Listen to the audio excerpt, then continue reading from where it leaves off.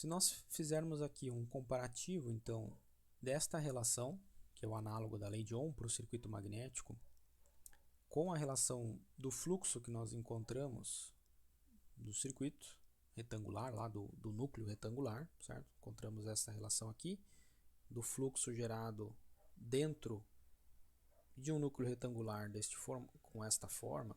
Tá? Comparando essas duas expressões, então nós temos lá que achamos que o fluxo B produzido depende da permeabilidade do núcleo retangular vezes Ni dividido pelo comprimento médio vezes a área da seção transversal. Notem que esse fluxo aqui ele depende da corrente, né? E da intensidade da corrente produzida, do número de espiras, e as outras propriedades são propriedades do núcleo. Permeabilidade é propriedade do material, a área e o comprimento do núcleo são características aí geométricas, né? do tamanho desse núcleo, a área da seção transversal e o comprimento dele. Então, μ, Lm e A são características do núcleo, e o Ni são características do enrolamento. O N, né, o número de espiras do enrolamento, e o I é a corrente que está percorrendo, a intensidade da corrente que está percorrendo por esse enrolamento. Bom, se a gente comparar essas duas expressões, então aqui a gente pode isolar o fluxo aqui, o fluxo B, por esta relação, ele é igual a força magnetomotriz dividido pela relutância. Só que a força magnetomotriz nós definimos aí como é exatamente o produto de N espiras vezes a corrente que circula por essa espira, né? Então, Ni vezes 1 sobre a relutância, a força magnetomotriz é definida por esta relação aqui, o produto, qual é o número aí de ampere-espiras que a gente tem para a produção do fluxo, né? É isso que está produzindo, a quantidade de corrente ali que está circulando naquele enrolamento que está produzindo esse fluxo. O análogo da fonte de potencial, fonte de tensão no circuito elétrico. Então, Ni vezes 1 sobre a relutância, a gente pode comparar esses dois termos agora aqui, ó. Fluxo é igual a fluxo nas duas relações, só que tirando o elemento Ni aqui, ó, vamos escrever aqui um pouquinho, isolando aqui, deixando Ni vezes permeabilidade, área da seção transversal e Lm. Então, N espiras vezes a corrente. E agora sim, ó, a gente pode comparar então este termo, ele tem que ser igual ou equivalente a este. Tá? Então daí a gente tira que a relutância, ou esse termo que nós chamamos aí de relutância do circuito magnético, relutância R, tem que ser igual a 1 sobre a relutância, é o inverso disso aqui, né? Ou seja, a relutância vai ser igual a o comprimento médio do núcleo retangular, ou do núcleo, enfim, dividido pela permeabilidade do material vezes a área da seção transversal. Tá? Ou seja, a relutância desse circuito aqui que a gente analisou inicialmente, né, nós podemos representar aqui uma relutância ao longo de todo este trajeto, um análogo a uma resistência elétrica que é dado, depende aqui do comprimento. Quanto maior o comprimento deste caminho aqui, ó, médio, maior vai ser a relutância. Ele é inversamente proporcional à permeabilidade. Quanto maior a permeabilidade do material, menor é a relutância. A relutância está se opondo à circulação do fluxo. Então, para a gente ter um fluxo maior com a mesma espira, é bom que a gente tenha um valor de relutância baixo, né? Então, quanto maior a permeabilidade do material, menor vai ser a relutância.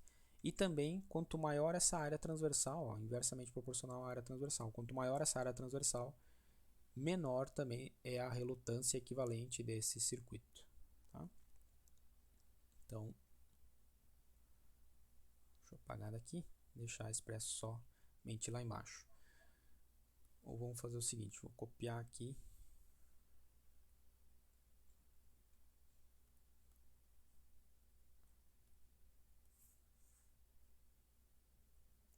ver se eu vou conseguir.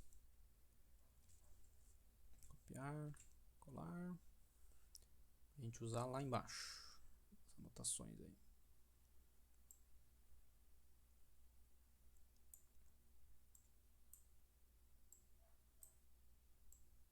Aí.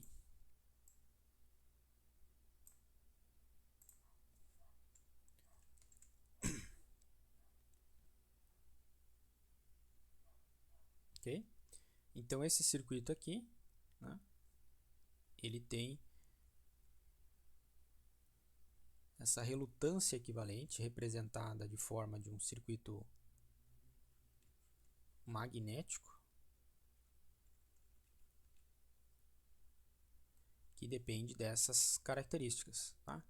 Então esse circuito, esse núcleo retangular aqui que nós utilizamos como estudo de caso, ele pode ser representado por um circuito magnético que tem uma fonte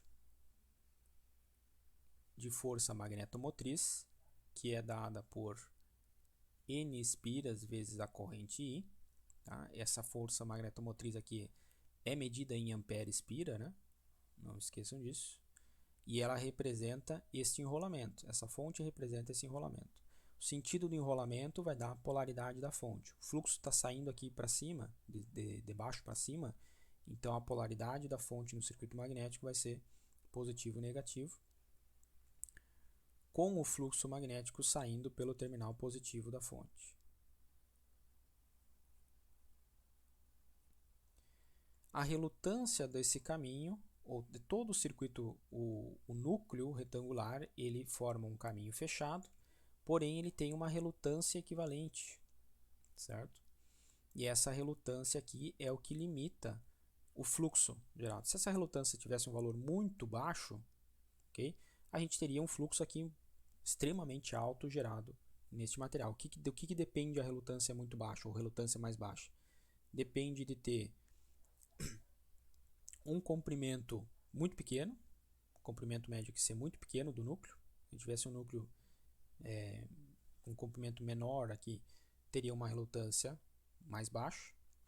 Ou ter um material com alta permeabilidade, quanto mais alta a permeabilidade, menor vai ser a relutância desse núcleo. Ou uma área da seção transversal maior. Só que aí, isso aqui, o material, enfim, existe uma limitação de materiais que a gente tem disponíveis aí com valores acessíveis, né? Permeabilidade.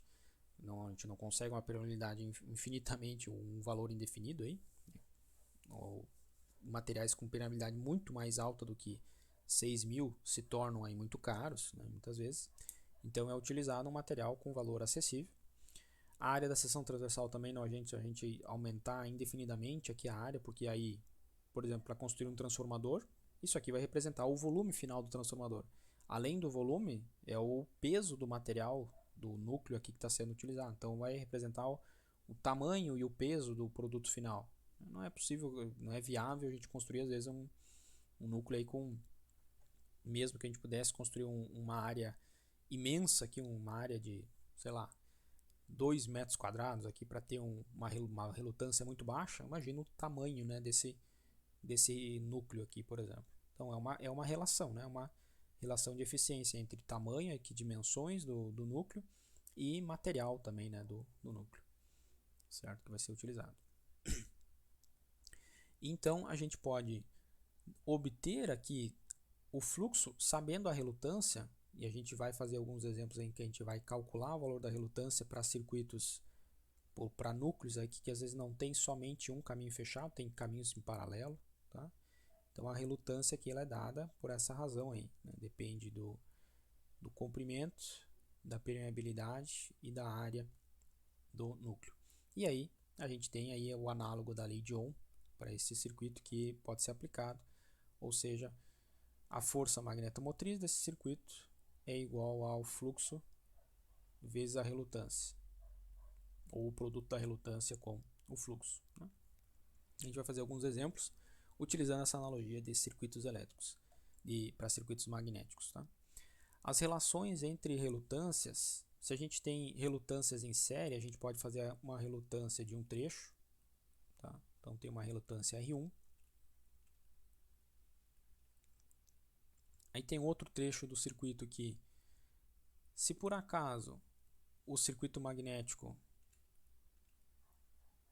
ele mudar algum desses parâmetros aqui, ó, a permeabilidade, mudar o material ou mudar a área da seção transversal, se essa área transversal aqui ela não for igual à área dessa seção transversal aqui, tá? Se forem áreas diferentes, vamos dizer que aqui tem um A2, né? Então este trecho aqui, ó, esta perna do núcleo, ela vai ter uma relutância diferente, certo? A gente vai calcular a relutância pela permeabilidade do material que está sendo usado aqui, pela área da seção transversal e pelo comprimento deste único trecho, desta única perna. E aí a gente teria aqui, por exemplo, uma relutância R1 dessa parte em série com uma relutância R2. Tá? Essas relações de série seguem a mesma regra da combinação série de resistência. Então, duas relutâncias ou mais aqui em série, a relutância total ela é a soma dessas relutâncias. Assim como a relação lá de resistores em série, exatamente igual. Né? Então, para N relutâncias que a gente tiver num circuito fechado, a gente vai ter lá a soma, simplesmente, né? Associação em série. E quando a gente tiver caminhos em paralelo para o fluxo, agora imagine o seguinte: eu posso ter um núcleo retangular, por exemplo, desta forma aqui, né, vista de perspectiva. Tem uma janela, esse núcleo tem uma janela aqui, eu digo, e tem outra janela aqui. O que isso aqui representa? Né? Vendo de perspectiva, se a gente tiver um enrolamento aqui, ó, desse lado, está injetando uma corrente, tem N espiras aqui, então essa aqui é a minha fonte, só que o fluxo agora ele é gerado aqui, e assim como num circuito elétrico quando tem uma derivação, o fluxo que chegou aqui, agora ele tem um caminho para se dividir. Ele pode se dividir num fluxo, se isso aqui for um fluxo 1, né? Vou chamar um fluxo 1, vai se dividir num fluxo 2 e num fluxo 3. Lei de Kirchhoff das correntes, analogia aqui para a lei de Kirchhoff do fluxo magnético, vamos dizer assim, no circuito, né? Então, e aqui a gente tem uma equivalência, por exemplo, de uma relutância desse caminho aqui, em paralelo com uma relutância de todo este caminho aqui, ó. Eu posso armazenar em uma relutância equivalente aqui, uma relutância aqui, certo? E o paralelo dessas duas relutâncias, calculada uma separadamente da outra, a gente tem aí também uma equivalência, uma relutância total, que segue também a mesma regra lá de associação em paralelo de resistores, né? 1 sobre o inverso da relutância total é igual a soma do inverso das relutâncias individuais. Também, se a gente tiver N relutâncias em paralelo, ou N caminhos em paralelo para a ocorrência do fluxo, né, a gente vai somar N termos aqui de inverso de relutâncias. Tá? Então, essas regrinhas aqui de associação de relutâncias, para a gente calcular uma relutância única, seguem as mesmas regras lá de associação série paralela de resistores. Ok? A gente vai ver alguns exemplos utilizados para projetos de núcleos de máquinas, né? Utilizando essa analogia de circuitos magnéticos, então.